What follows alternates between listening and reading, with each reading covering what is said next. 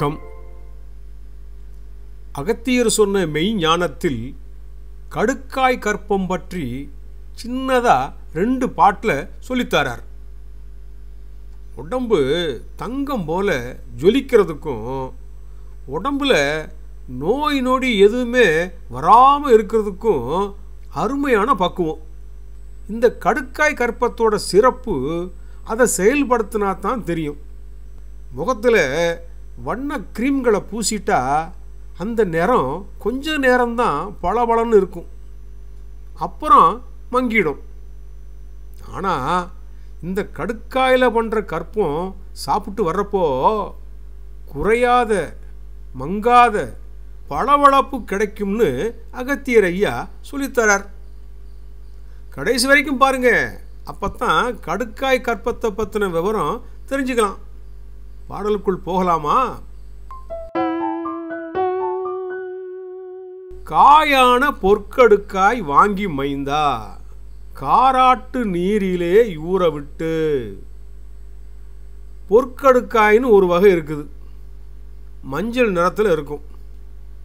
நாட்டு மருந்து கடைகள்லையும் ஆன்லைனில் கூட கிடைக்கலாம். அதை வாங்கிட்டு காராட்டு நீரிலே ஊற வைத்து. காராட்டு நீர்னா வெள்ளாட்டு நீர், வெள்ளாட்டோட சிறுநீர். சரிப்பா, வெள்ளாட்டோட சிறுநீருக்கு எங்கே போகிறது? அதுக்கு பதிலாக சோறு சமைக்கிறதுக்கு அரிசியை தண்ணியை ஊற்றி கழுவுறோம்ல, அந்த அரிசி கழுவின தண்ணீர் எடுத்துக்கலாம். அப்படி வெள்ளாட்டோட சிறுநீர் கிடைச்சா வாங்கி ஒரு பாத்திரத்தில் ஊற்றிட்டு கடுக்காயை அந்த சிறுநீரில் ஒரு 3 நாளைக்கு ஊற வைக்கணுமா.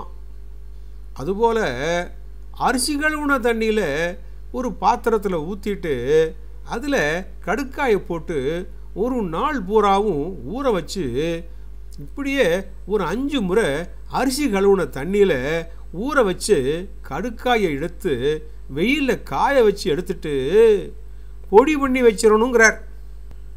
கடுக்காயை எதுக்கு வெள்ளாட்டு சிறுநீர்லையும் அரிசி கழுவுன தண்ணியிலையும் ஊற வைக்கணும்?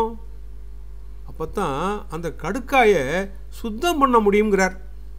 கடுக்காயை சுத்தம் பண்ணுறதுக்கான வழிமுறைகளாக இதை சொல்கிறார். கடுக்காயை சுத்தி பண்ணிட்டு பொடி பண்ணினதை சாமியை கும்பிட்டுட்டு நெய்யில் கலக்கி விரலில் தொட்டு எடுத்து ஒரு 3 தடவை நாக்கில் வச்சு சாப்பிட்டு வந்தால் சாதிக்கலாம் அப்படிங்கிறார். இப்படி இந்த கடுக்காய் பொடியையும் நெய்யையும் கலந்து 1 வருஷத்துக்கு தினமும் காலையிலையும் சாயந்தரமா சாப்பிட்டு வந்தால் தீராத வியாதியெல்லாம் ஓடியே போகும்னு சொல்லிட்டு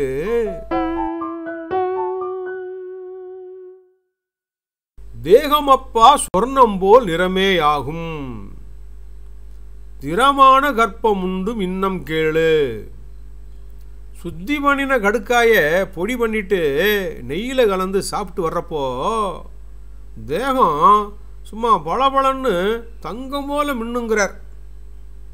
அப்படி தேகம் பளபளன்னு மின்னணும், வியாதியெல்லாம் போகணும்னா கடுக்காய் பொடியை சரியானபடிக்கு பக்குவமாக பொடி பண்ணி நெய்யில் கலந்து சாப்பிட்டு வரணும். தினமும் தவறாமல் எடுத்துக்கணும். ஒரு நாள் விட்டுட்டு பிறகு எடுத்துக்கிட்டா எங்கே போக போகுதுன்னு இருக்காமல் தினமும் சரியானபடிக்கு காலையிலையும் சாயந்தரமும் சாப்பிட்டு வந்தால் நல்லாயிருக்கும். அப்படி சரியானபடிக்கு சாப்பிடாம ஏனோதானோன்னு சாப்பிட்டு வந்தால் உடம்பு கெட்டு போகும்னும் கை காலில் வலி கூட வரலாம்னும் எப்படி பக்குவம் சொல்லி எப்படி சாப்பிடு சொல்லியிருக்கிறோமோ அதே மாதிரி சாப்பிட்டு வரணுமா. இந்த பக்குவத்தையும் எப்படி கடுக்காய் கற்பம் சாப்பிட்றதுங்கிறதையும் சித்த வைத்தியர்களோட அறிவுரையோட ஆலோசனையோட கேட்டு சாப்பிட்டு வந்தா சரியான பலன் கிடைக்கும். இந்த பக்குவம் எளிதான பக்குவமாக இருந்தாலும் கவனமாக தெரிஞ்சுக்கிட்டு செய்து பார்த்தா தான் அதோட பலன் சரியானதாக இருக்கும். அகத்தியர் ஐயா இதை செய்து பார்த்துட்டு அனுபவிச்சு தான் இந்த பக்குவத்தை சொல்லியிருக்கணும். கடுக்காய் சாப்பிட்டா மிடுக்காய் வாழலாம்ங்கிறது பழமொழி. அகத்தியரையா சொல்லித்தந்தது நல்ல விஷயந்தானே.